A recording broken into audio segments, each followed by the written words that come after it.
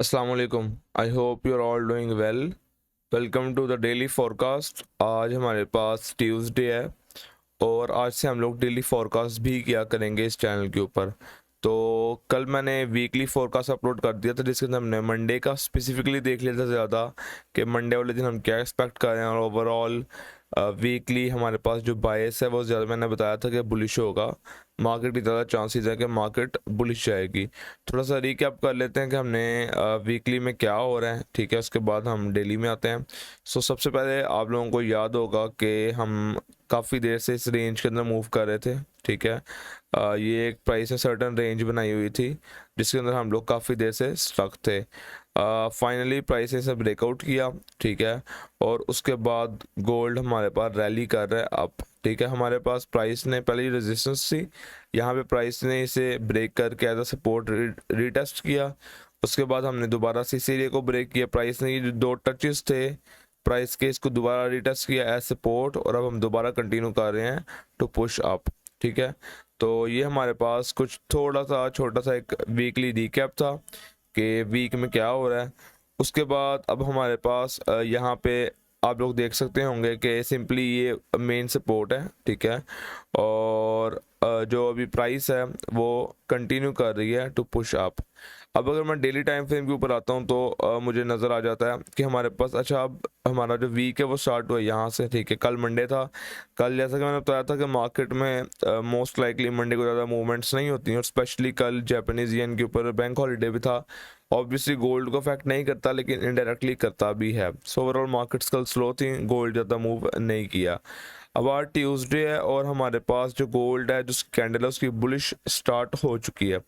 मैं 4 आवर के ऊपर जाता हूँ तो first of all simply momentum नज़र आ रहा है कि प्राइस ने यहाँ से एक सर्टन पुल बैक लिया है, कंटिन्यू कर रहा है टू पुश अप। और मुझे जो लेटेस्ट थोड़ा सा एरिया नज़र आ रहा है जहाँ से हमें पुल बैक दोबारा से मिला है वो तकरीबन ये एरिया बनता है, ठीक है।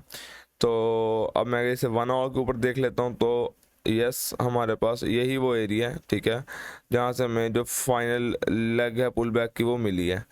तो ये हमारे पास वो एरिया आ गया, ठीक है। तो अब हम क्या कर सकते हैं इसके अंदर से, हमारे पास ऑप्शंस क्या हैं, आज हम कौन कौन से ट्रेड आइडियाज़ को देख सकते हैं।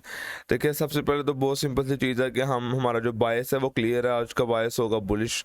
हम बायस को देख रहे होंगे। अब मुख्तलिफ चीज़ें यहाँ पे जो हो सकती हैं। अब अगर मैं यहाँ पे देख रहा हूँ तो प्राइस ने यहाँ से रिजेक्ट तो बिल्कुल नहीं किया, लेकिन हम लोअर हाइज और हायर हाइज बना रहे हैं, ठीक है, जो कि एक बुलिश मार्केट स्ट्रक्चर के अंदर होता है, सही है। तो अभी मुझे बेसिकली क्या करना है कि फर्स्ट ऑफ ऑल इस कैंडल को we will let it go up, ठीक है। सबसे पहले तो ये कि हम लंदन सेशन के अंदर वापस आएंगे। भी लंदन सेशन स्टार्ट होने में 3 घंटे हैं।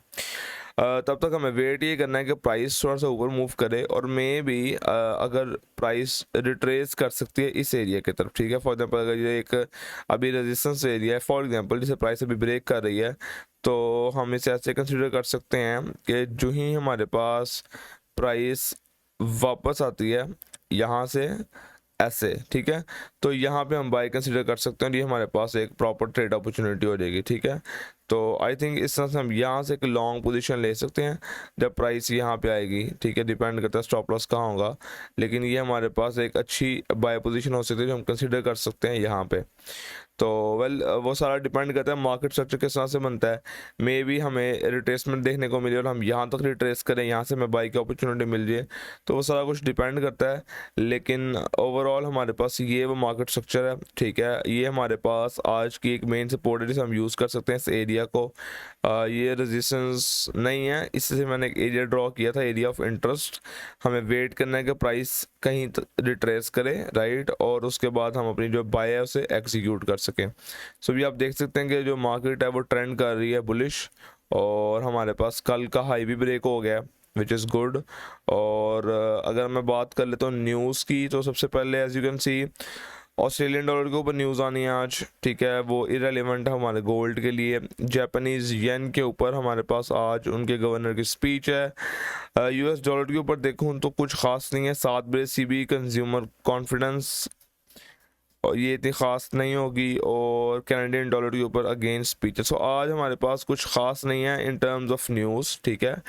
कुछ अनएक्सपेक्टेड ना हो तो there will not be a lot of volume. तो हमारे पास आई थिंक प्लेनली हम मूव कर सकते हैं। अच्छा, लंदन सेशन के अंदर कभी कभी ये भी होता है कि हमें ये भी देखने को मिल सकता है कि प्राइस इवन मूव कर सकती है अपना इस लो को ब्रेक करके यहाँ तक भी रिट्रेस कर सकती है, या इवन नीचे भी जा सकती है। सो रिट्रेसमेंट कहीं तक भी हो सकती है, ज़रूरी यहाँ तक भी हो सकती है।